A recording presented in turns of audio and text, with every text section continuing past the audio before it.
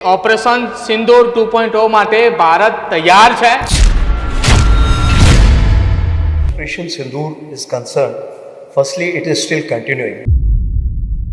પાકિસ્તાન એવું કહે છે કે નેગોશિએટર છે, પણ મારા ખ્યાલથી એ નેગોશિએટર નથી, એક મેસેન્જર છે.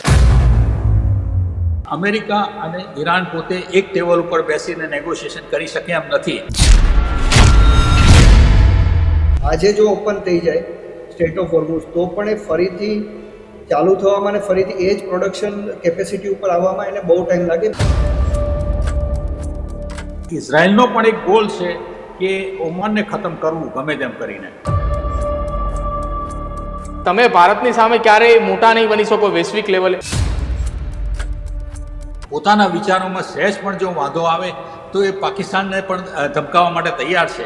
યુપી, બિહાર, એમપી સાઈડના જે લેબર્સ હતા, રાજસ્થાનના કોઈ લેબર્સ હતા, એ લોકો પાછા એના ગામ જતા રહ્યા છે કેમ કે ફેક્ટરી જ બંધ હતી. કે એમના જ એસ્ટિમેટ પ્રમાણે એમ કહે છે 4 થી 5 વર્ષ લાગશે જ્યારે એમને ગેસનો પ્રવાહ એમનો નોર્મલ થશે. જ્યારે વોર ચાલુ થયું ત્યારે હું દુબઈમાં હતો અને મેં આ ધડાકાને બધું સાંભળેલું છે. આપણા કરતાં વધારે ત્યાં ભાવનો વધારો છે.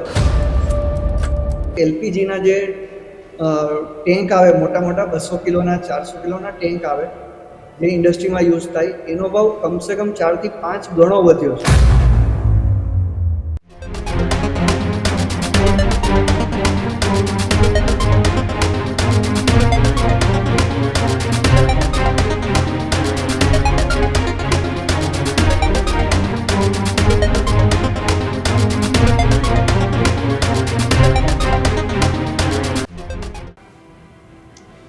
નમસ્કાર, આપ જોઈ રહ્યા છો ન્યૂઝ રૂમ ગુજરાતની વિશેષ રજૂઆત ગર્જનાદ અને હું છું આપનો દોસ્ત ભાવી. હું છું પ્રદીપ. આજના ગર્જનાદમાં ચર્ચા કરવી છે કે હવે ટ્રમ્પની નજર એ આખા મિડલ ઈસ્ટ ઉપર છે કે આખી દુનિયા પર.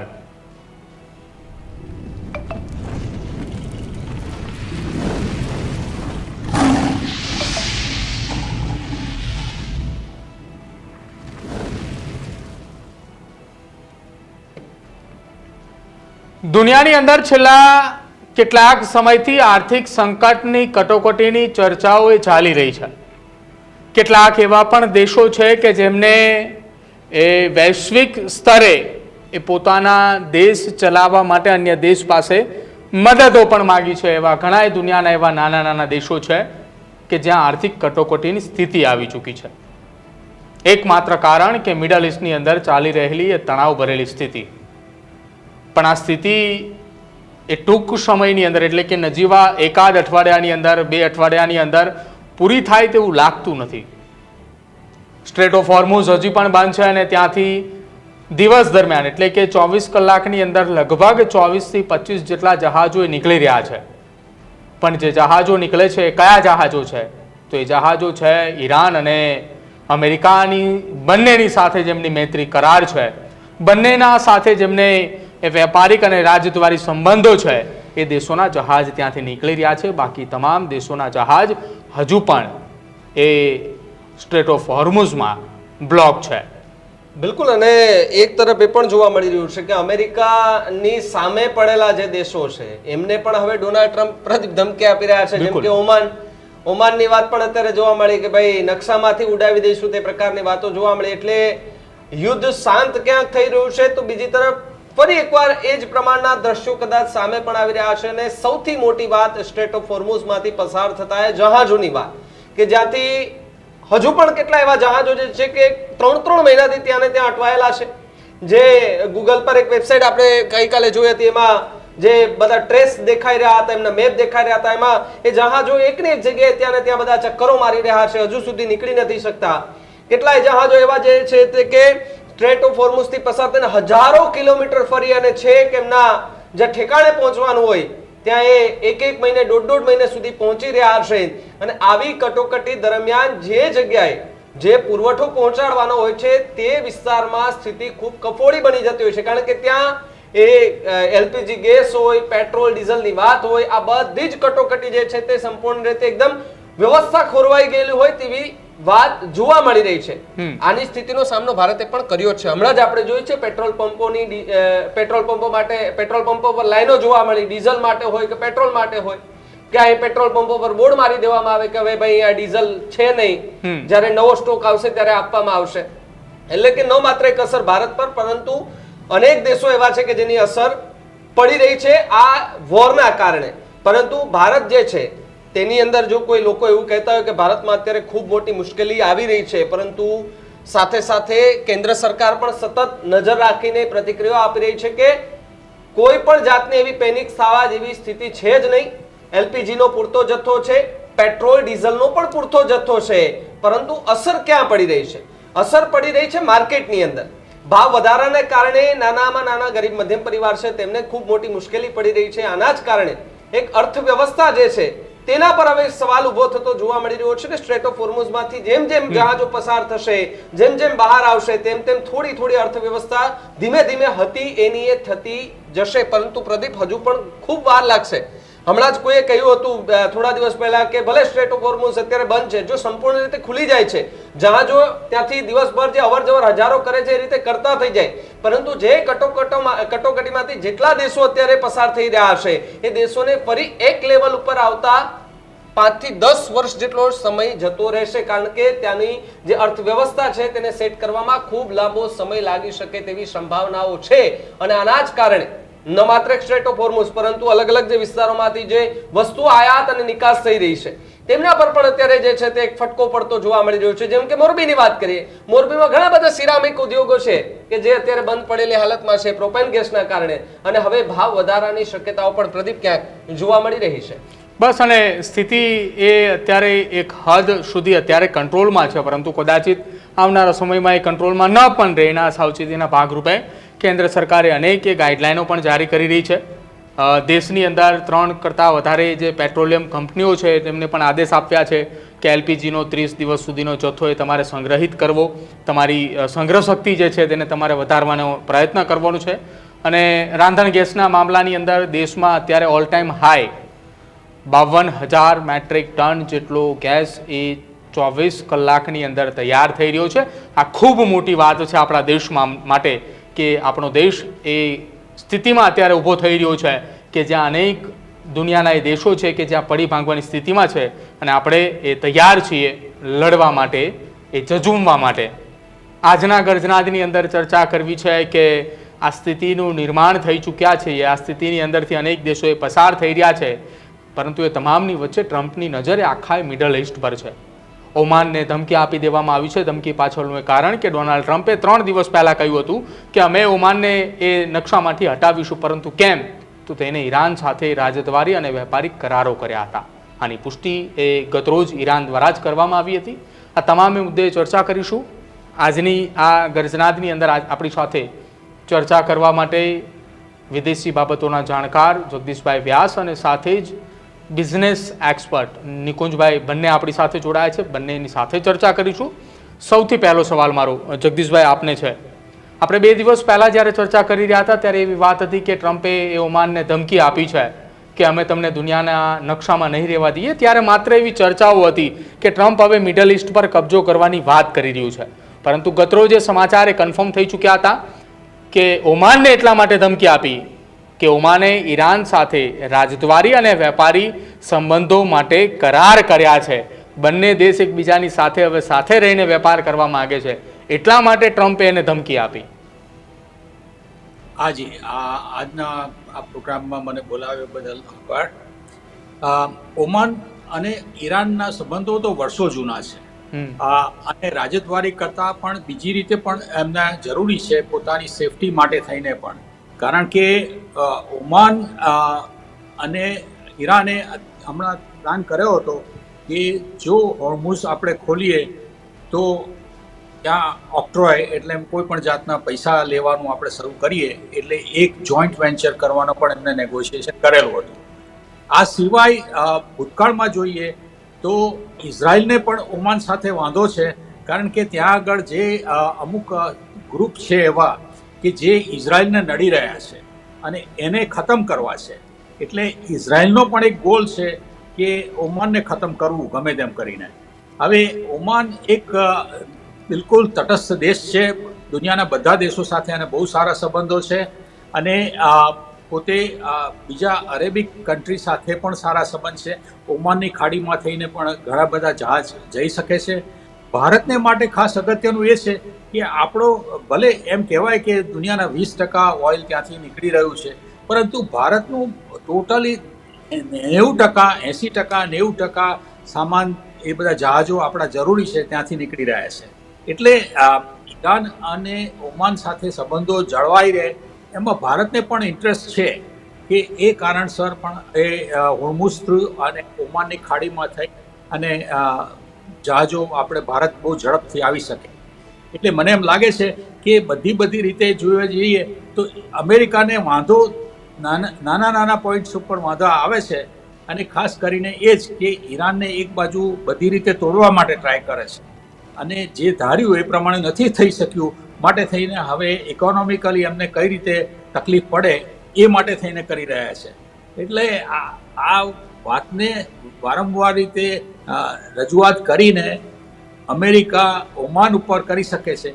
અને બીજી બાજુ એવું છે કે ખાડીના બધા દેશોને સંગઠન કરવાનો વિચાર કરી રહ્યા છે. એટલે ઘણા બધા પરિબળો એક સાથે મળેલા છે, અને એટલે જ કે અમેરિકાને સમાધાન કરવું છે, પણ આવી નાની બાબતોને લીધે આ દુનિયામાં ટેન્શન ઊભું કરી રહ્યા છે. બિલકુલ. નિકુંજભાઈ આપણી સાથે જોડાય છે. નિકુંજભાઈ, જે પરિસ્થિતિ અત્યારે જોવા મળી રહી છે, આપણે ત્યાં એક એવી ચર્ચાઓ પણ શરૂ થઈ ચૂકી છે કે સ્ટ્રેટ ઓફ હોર્મુઝ જો ખુલી જાય છે તો તત્કાલ ધોરણે પેટ્રોલ ડીઝલના ભાવની અંદર, ક્રૂડ ઓઇલના બેરલના ભાવની અંદર ઘટાડો જોવા મળે, અને ઘટાડો જોવા મળતાની સાથે તત્કાલ ધોરણે અછત ઓછી થાય. પણ શું એવું માનો છો આપ કે ઉદ્યોગની અંદર, જે ઇન્ડસ્ટ્રીયલની અંદર જે ક્રૂડ ઓઇલ ને તમામ વસ્તુનો જે ઉપયોગ થઈ રહ્યો છે, જે ગેસની અછતની ચર્ચાઓના કારણે મોરબીના કારખાનાઓ બંધ થઈ ચૂક્યા છે, એને ઊભો થતાં એ સમય લાગવાનો છે? આ અછતની વાત હોય, ક્રાઇસિસની વાત હોય, એ ભલે છેલ્લા 3 મહિના અથવા તો 3.5 મહિનાથી આપણે સહન કરી રહ્યા છીએ, પણ તેમને પગભર થતા અથવા તો ફરીવાર એ લેવલ ઉપર આવતા તો 4-6 મહિના નીકળી જવાના છે આરામથી. એબ્સોલ્યુટલી. સૌથી પહેલા મને બોલાવવા માટે ધન્યવાદ આપનો. અને જે તમારો પ્રશ્ન છે એમાં 2-3 પાર્ટમાં જો આપણે એને આન્સર આપવો હોય તો એવું વિચારીએ કે પહેલા તો અછત, જે આર્ટિફિશિયલ અછત જેવું જ છે, કેમ કે એકચ્યુઅલી અછત નથી પણ ભાવ વધી ગયા છે. સો ઇન્ડિયા માટે સપ્લાયનો ઇસ્યુ નથી, બટ રેટનો ઇસ્યુ છે, જે આપણે અગાઉ પણ એક વખત ચર્ચા કરી હતી.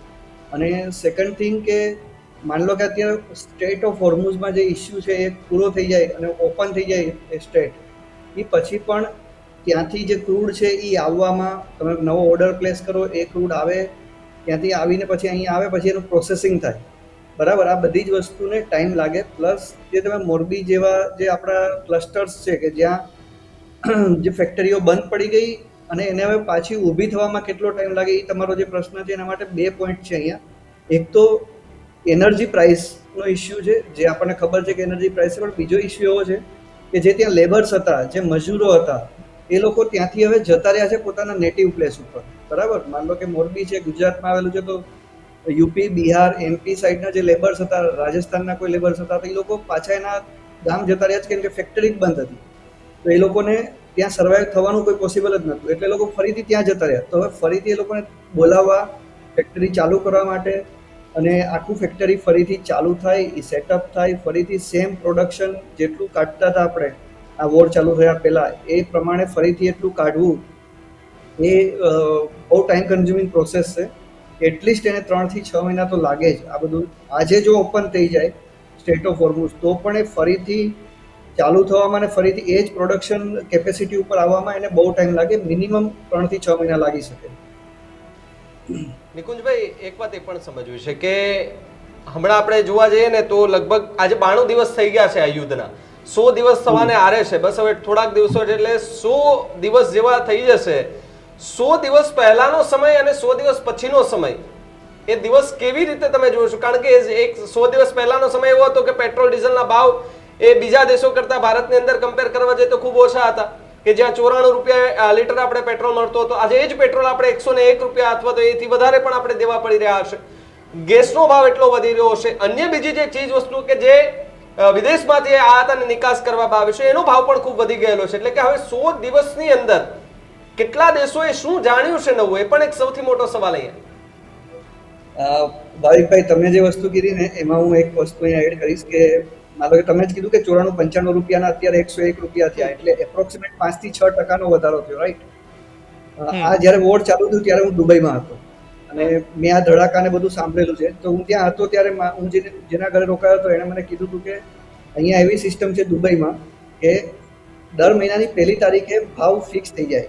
પેટ્રોલ અને ડીઝલના ભાવ છે એ ફિક્સ થઈ જાય, પછી નેક્સ્ટ એ આખા મહિના માટે એ જ ભાવ રહે, રાઈટ?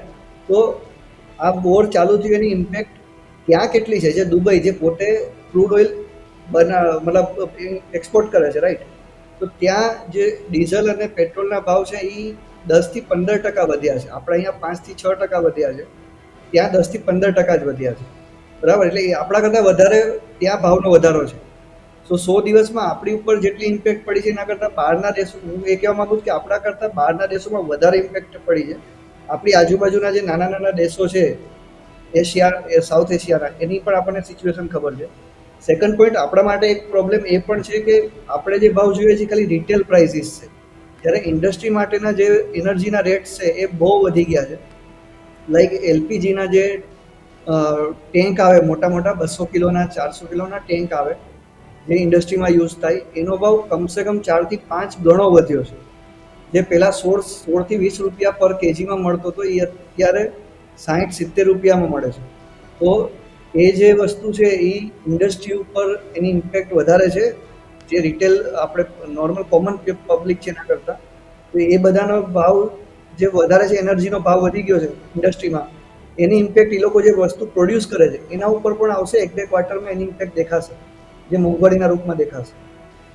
બિલકુલ. અને એક વાત એ પણ છે કે અનેક વખત આપણે જોયું છે છેલ્લા એટલા દિવસોમાં કે જે રીતે લોકો, જે સામાન્ય લોકો છે એ થોડી મુશ્કેલીનો સામનો તો એમનો કરવો જ પડી રહ્યો છે, પરંતુ ભારતની જે રીતે આર્થિક સ્થિતિ જોવા જઈએ તો એટલે લોકો જે વાત કરી રહ્યા છે, જે વિરોધ કરી રહ્યા છે, કહી રહ્યા છે કે ભાઈ આર્થિક સ્થિતિ ખૂબ નબળી પડતી જઈ રહી છે, લોકોના ખિસ્સા પર ભાર પડતો જોવા મળી રહ્યો છે. પણ આપણે ખૂબ હજુ તો એક લેવલ પ્રમાણે જોવા જઈએ પ્રદીપ તો ખૂબ હજુ આપણે નીચે છીએ, કારણ કે પેટ્રોલ અને ડીઝલનો ભાવ એ ખૂબ ઓછો જ કહેવાય બીજા દેશો કરતા આપણે જોવા જઈએ તો. બિલકુલ. જગદીશભાઈ, આપની પાસે આવું છું. આજે છેલ્લા કેટલાક સમયથી પાકિસ્તાન એ બંને દેશોની વચ્ચે યુદ્ધ સમાપ્તિ માટે એ હવાત્યા મારે છે. તહેરાનની અંદર બેઠકો કરે, એવો કતારની અંદર અથવા ઓમાનમાં બેઠકો મળે તો ત્યાં પણ હાજર હોય, વોશિંગ્ટન ડીસીમાં બેઠક મળે તો ત્યાં પણ તેમના નેતાઓ એ હાજર હોય.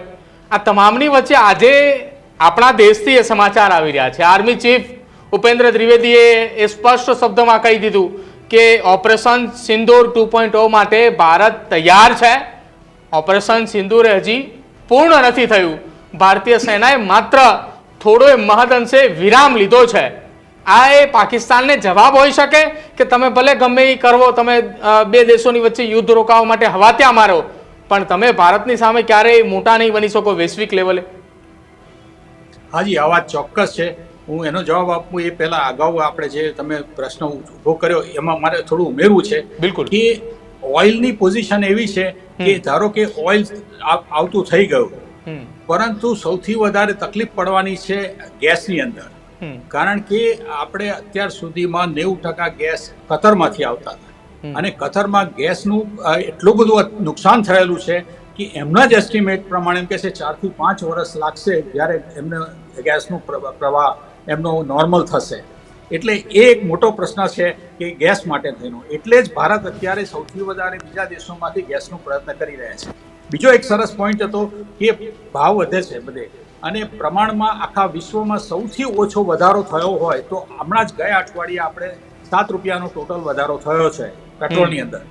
અને એની કમ્પેરિઝનમાં તમે જુઓ, ભાઈએ જેમ વાત કરી એમ પ્રોડક્શન કરતા કન્ટ્રીઝ એના આપણા કરતાં વધારે વધારો કરવો પડ્યો છે.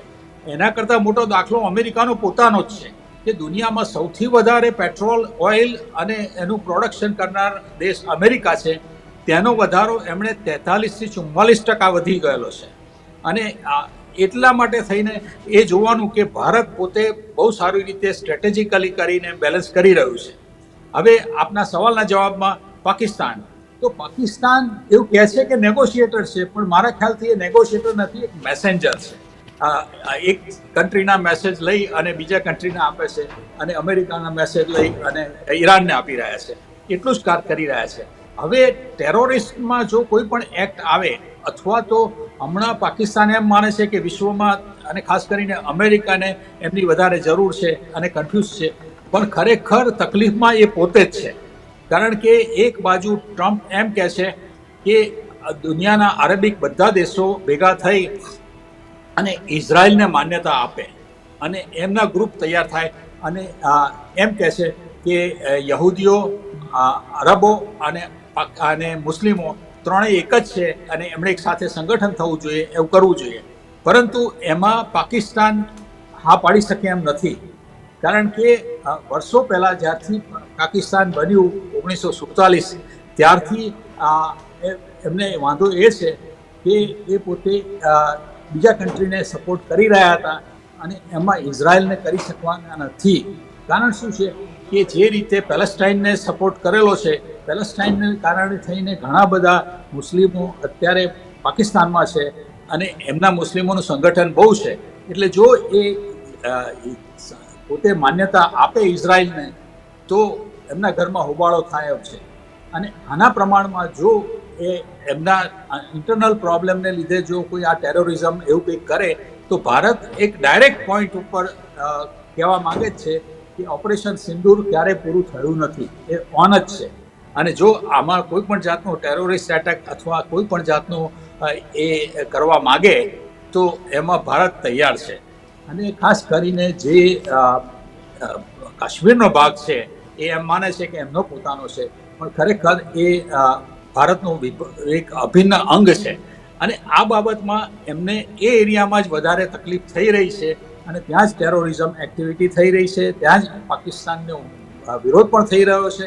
એટલે એ અમુક એરિયા છે પાકિસ્તાન ઓક્યુપાઈડ કાશ્મીરમાં જ આ તકલીફ છે. એટલા માટે થઈને ભારતે સતર્ક તો એટલું જ નહીં, આપણે જોયું કે માનનીય અમિત શાહ હમણાં ગુજરાતમાં હતા અને બોર્ડર પર ખાસ એમણે એટલા માટે જોયું કે પ્રેઝન્સ બતાવવા માટે કે અમે બોર્ડર સિક્યોરિટી છે, અમારું BSF બહુ જ તૈયાર છે આ બાબતમાં. એટલે કોઈ પણ જાતની ઘૂસણખોરી અથવા કોઈ પણ એવી એક્ટિવિટી અમે ચલાવી લઈશું નહીં. એટલે આપણે એક સ્ટેન્ડ વારે ઘડીએ ક્લિયર કરવું બહુ જરૂરી છે કે ઓપરેશન સિંદૂર ક્યારેય પૂરું થયું નથી હજી. જગદીશભાઈ એક સવાલ હે કે ડોનાલ્ડ ટ્રમ્પ જે રીતે રણનીતિ ઘડી અને જે પ્રતિક્રિયાઓ પ્રેસ કોન્ફરન્સમાં આપે છે, એવું ન થાય કે પાકિસ્તાન કદાચ એવું સમજે કે હું બંને દેશોની વચ્ચે રહીને સમાધાન કરાવી દઉં બંને દેશોની વચ્ચે, અને ડોનાલ્ડ ટ્રમ્પ વચ્ચે ક્યાંક એમને હાલવી દે કે પાકિસ્તાન ભેગા પાછા ન કરી દે એવી સ્થિતિ. કારણ કે ટ્રમ્પને કોઈ સમજી શક્યું નથી, સમજી શકવાનું નથી, કારણ કે ગમે ત્યારે ગમે એ રણનીતિ લઈને આગળ આવે છે. હા, ટ્રમ્પ જ્યારે જરૂરિયાત પડી છે ત્યારે એણે પાકિસ્તાનને મુનીર સાથે દોસ્તી રાખી છે અને બોલાવ્યા છે, પરંતુ ક્યારે પણ એ પોતે પોતાના વિચારોમાં સહેજ પણ જો વાંધો આવે તો એ પાકિસ્તાનને પણ ધમકાવવા માટે તૈયાર છે. અને એવી પરિસ્થિતિ ઊભી થઈ જ છે, કારણ કે એ અમુક જગ્યાએ પોતે પોતાનું વર્ચસ્વ જમાવી શકે એમ નથી, એમ પોતે જાણે જ છે. અને બીજી બાજુ ઈરાનને શું છે કે ઈરાનને નજીકમાં નજીક દેશ પાકિસ્તાન છે, એટલા માટે થઈને એમને એગ્રી થયેલા છે કે આપણે એની સાથે નેગોશિએશનમાં જ્યારે જરૂર પડે તો ત્યાંથી કરીશું. બાકી ઈરાન કોઈ દિવસ ડાયરેક્ટ અમેરિકા સાથે નેગોશિએશન કરતું નથી. વચ્ચેના નેગોશિએટર્સ એ લોકો ભલે કહે છે કે પડદા પાછળ આ બધું થઈ રહ્યું છે, પરંતુ ખાસ અમેરિકા અને ઈરાન પોતે એક ટેબલ ઉપર બેસીને નેગોશિએશન કરી શકે એમ નથી. કારણ કે અમુક પ્રશ્નોમાં જે વસ્તુ બંનેની જીદ છે, ખાસ કરીને યુરેનિયમની બાબતમાં, એમાં કોઈ પણ સંજોગોમાં ઈરાન એ ધારે એવું કરી શકે એમ નથી. ભલે ટ્રમ્પ એમ કહે છે, ગઈકાલે પણ એમને સ્ટેટમેન્ટ આપેલું છે કે ઈરાન હવે યુરેનિયમ કોઈ પણ જાતના યુદ્ધના સાધનો માટે કંઈક કરી શકશે નહીં અને એના માટે અમેરિકાએ જવાબદાર છે કે ભાઈ અમે એમને એ રીતે સપ્રેસ કરી રહ્યા છે. પણ ઈરાને કોઈ આ વાતને એગ્રી થયા જ નથી. એમણે કહ્યું જ નથી કે આ બાબત અમારે ચર્ચા થઈ જ નથી. હવે MOU જે કર્યું છે એ પણ એક ઇન્ટરેસ્ટિંગ છે, એટલા માટે કે ટ્રમ્પે તો કહ્યું કે ભાઈ અમે તૈયાર છે, પરંતુ હવે એવું કે કોણ પહેલાં સાઇન કરે. અને MOU એક અન્ડરસ્ટેન્ડિંગ છે, એ કોઈ કાયમ માટેનું કોઈનું જે કરવા માગે છે ઈરાન કે આપણે કાયમ માટે શાંતિ કરવી હોય તો કાયમ માટે એ કન્ડિશન આપણે ઊભી કરી દઈએ જે યુનાઇટેડ નેશન એગ્રી થાય અને એના કારણે થઈ શકે. હવે એ સંજોગો હજી આવ્યા નથી, પરંતુ આપણે એમ સમજીએ કે 60 દિવસ માટે જો પણ આ પોઝ મુકાતો હોય તો ઘણા બધા દેશો ભારતને પણ આમાં ઘણી બધી રાહત મળી શકે એમ છે. અને એના કારણે એવું પણ બને કે 60 દિવસ પછી થોડું વધારે એક્સટેન્ડ થાય એટલે ટ્રમ્પની ગણતરી એવી ખરી કે આવા એમઓયુ કરી અમુક પોઈન્ટ કરી અને યુરેનિયમનો પોઈન્ટ અત્યારે અભરાઈએ રાખવો અને બાકીનું ઓલમોસ્ટ ચાલુ કરી દેવું, તે સિવાયને અમુક જરૂરી હતું એ એટલી સુધી અમેરિકા તૈયાર થયું છે કે અમે જે રિસ્ટ્રિક્શન્સ મૂકેલા છે એમાંના પણ પાર્શિયલ અમુક રિસ્ટ્રિક્શન્સ અમે ઉપાડી લઈશું, જેથી કરીને તમને તમારી ઇકોનોમીને બૂસ્ટ કરવા માટે જરૂર પડે. એટલે ક્યારેક આ ટ્રમ્પ એટલો બધો દયાવાન થઈ જાય છે અથવા સમજદાર થઈ જાય છે અને ક્યારેક પછી એમ કહે છે કે જો અમે તો યુદ્ધ માટે તૈયાર છીએ, આવું રીતે કરી શકીએ. પણ મને એમ લાગે છે કે જો એ 60 દિવસનો પણ જો એગ્રીમેન્ટ થતો હોય અને એને લીધે એક મોમેન્ટમ ચાલુ થતું હોય તો એ આપણે ભારત માટે પણ આવકારદાયક છે અને વિશ્વના ઘણા દેશોને માટે પણ આવકારદાયક છે. નિકુંજભાઈ, આપની પાસે આવું છું. જે સવાલ એ મારો હતો કે જગદીશભાઈને મેં વાત કરી કે મિડલ ઇસ્ટની અંદર તણાવ પરિસ્થિતિ છે અને સ્થિતિની વચ્ચે અત્યારે ભારત તરફથી એવું કહેવામાં આવ્યું કે ઓપરેશન સિંદૂર ચાલુ જ છે, માત્ર થોડા સમય માટે વિરામ લીધો હતો. આપણે એવું માની લઈએ કે મિડલ ઇસ્ટની અંદર તણાવ પરિસ્થિતિ એ પૂરી થઈ જાય, યુદ્ધ સમાપ્ત થઈ જાય અને જો એ પાકિસ્તાન મધ્યસ્થી હોય આખી દુનિયાની અંદર હવા ત્યાં મારી રહ્યું છે એમ ફરી એકવાર ઠેકડા મારવા માંડે અને જો ભારત તરફથી કોઈ કાર્યવાહી કરવામાં આવે તો જે બિઝનેસની અંદર, જે ઇન્ડસ્ટ્રીયલની અંદર થોડું ઘણું ઊભું થવાના ચાન્સીસ હતા એ ફરી એકવાર એવું કહી શકાય કે એ પાછું બેસતું થઈ જાય, કેમ કે ફરી એક વખત ભારત અને પાકિસ્તાન વચ્ચે તણાવ પરિસ્થિતિ ઊભી થાય તો? રાઈટ. સો પ્રદીપભાઈ, એમાં કેવું છે કે પાકિસ્તાન સાથેના જે આપણા કન્ફ્લિક્ટ થાય એ એક રિજિયન પૂરતા સીમિત છે. જે આપણી બોર્ડર છે, પંજાબ છે, ગુજરાત છે, કાશ્મીર, જમ્મુ કાશ્મીર, રાજસ્થાન, એ બધા 4-5 સ્ટેટ જ ઇન્વોલ્વ છે. આપણી પાસે 25 કરતા વધારે સ્ટેટ છે, રાઈટ. તો જે આપણી ઇમ્પોર્ટ જે છે એ તો આપણે બીજી ઘણી જગ્યાએથી કરી શકીએ. સો એઝ સચ આપણા ઇન્ડસ્ટ્રી ઉપર એટલો બધો મોટો ઇમ્પેક્ટ ન આવવો જોઈએ પાકિસ્તાન સાથેના પેલાથી. પ્લસ ઇન્ડિયા અને પાકિસ્તાન વચ્ચેની જ્યારે આપણે કમ્પેરિઝન કરીએ ત્યારે જે નેવી વચ્ચેનો જે ડિફરન્સ છે એને કારણે આપણા જે સી રૂટ્સ છે એમાં કોઈ પ્રોબ્લેમ આવવાની સંભાવના નથી દેખાતી, જેના કારણે કોઈ બિઝનેસ ઉપર ડાયરેક્ટ ઇમ્પેક્ટ આવે એવું નથી લાગતું. પ્લસ ભારત પાકિસ્તાન વચ્ચેનું જો કોઈ પણ આવું છમકલા થાય તો એ બહુ લાંબો સમય ખેંચાય. જેમ રશિયા યુક્રેન વચ્ચે અત્યારે 4-5 વર્ષથી વોર ચાલી રહ્યું છે, રાઈટ. જ્યારે એ ચાલુ થયું ત્યારે એવું જ લાગતું હતું કે હમણાં પતી જશે, હમણાં પતી જશે. સેમ જ્યારે 28 ફેબ્રુઆરીથી આ વોર ચાલુ થયું, જેમ 90-95 દિવસ થઈ ગયા, તો એમાં એવું જ લાગતું હતું કે આ અઠવાડિયામાં પતી જવું જોઈએ, બટ એ લાંબુ ખેંચાઈ ગયું. ત્યારે પાકિસ્તાન સાથેના આપણા વોર એટલા બધા લાંબા ક્યારેય થયા નથી, એક્સેપ્ટ બહુ જ્યારે 65માં કેમ જ્યારે થયા હતા ત્યારે. તો એનાથી બહુ એટલો બધો ફરક નહીં પડે અને એટલો બ્રોડ વેમાં આખા રિજિયનમાં એક સાથે વોર થવું પાકિસ્તાન સાથે એ પણ એટલું બધું લાગતું નથી એવી કોઈ પોસિબિલિટી. એટલે બિઝનેસ ઉપર કોઈ ડાયરેક્ટ ઇમ્પેક્ટ એની આવે એવી કોઈ પોસિબિલિટી નથી. સ્ટેટ ઓફ ઓલમોસ્ટ ઓપન થવું અને આ વોર રિલેટેડ જે સેન્ટિમેન્ટ્સ છે, જે ક્રૂડ ઓઇલના ભાવ છે, મેઇન સેન્ટિમેન્ટ્સને કારણે ઓલા થાય છે. તો એ ખાલી એકવાર પેલું થઈ જાય તો એનાથી આપણને ઘણો ફાયદો મળી જાય. બિલકુલ. નિકુંજભાઈ અને જગદીશભાઈ આપ બંને જોડાયા અને ચર્ચામાં સહભાગી થયા બદલ બંનેનો આભાર. તો હાલ તો મિડલ ઇસ્ટની અંદર જે આગ ભભૂકી રહી છે, જે તણાવની સ્થિતિ છે, તેની અસર એ સીધી જ ભારતીયોના ખિસ્સા સુધી પડી રહી છે, કેમ કે પેટ્રોલ અને ડીઝલના ભાવ વધવા અને તેની સાથે સાથે સામાન્ય મધ્યમ વર્ગના લોકોની જરૂરિયાતમંદની તમામ ચીજ વસ્તુઓની અંદર ક્યાંક એ ભાવ થોડા ઉપર નીચે થઈ રહ્યા છે, જેના કારણે તેમના ખિસ્સા પર પણ અસર છે. અને આ અસરની વચ્ચે હવે એક એવી ચર્ચા એ શરૂ થઈ છે કે મિડલ ઇસ્ટની અંદર તમામ એ દેશો અને સ્ટેટ ઓફ હોર્મુઝ પર અમેરિકી ડોનાલ્ડ ટ્રમ્પ એવું ઈચ્છી રહ્યા છે કે તેમનો કબજો એ હોવો જોઈએ, કેમ કે ઈરાનની સાથે અત્યારે સમજૂતી કરારની ચર્ચાઓ એ લાંબા સમયથી ચાલી રહી છે. એની વચ્ચે ઓમાનને ધમકી આપવી, ફરી એકવાર કંઈક નવા યુદ્ધના એંધાણ એ ત્યાંથી દેખાય તે પ્રકારના સંકેતો આ લાગી રહ્યા છે. હવે જોવાનું રહેશે આ સંકેતોની વચ્ચે દુનિયા કે જે આર્થિક સંકટની વચ્ચે અત્યારે ક્યાંક છેલ્લા કેટલાક મહિનાઓથી છે એ કેટલા સમયની અંદર બહાર નીકળશે અને આ તણાવ પરિસ્થિતિ વચ્ચે મધ્યસ્થીમાં હવા ત્યાં મારતું પાકિસ્તાન એ ક્યાં સુધી સફળ થાય છે. અમારી વિશેષ રજૂઆત ગર્જના આજમાં હાલ બસ આટલું જ. રજા આપશો. નમસ્કાર.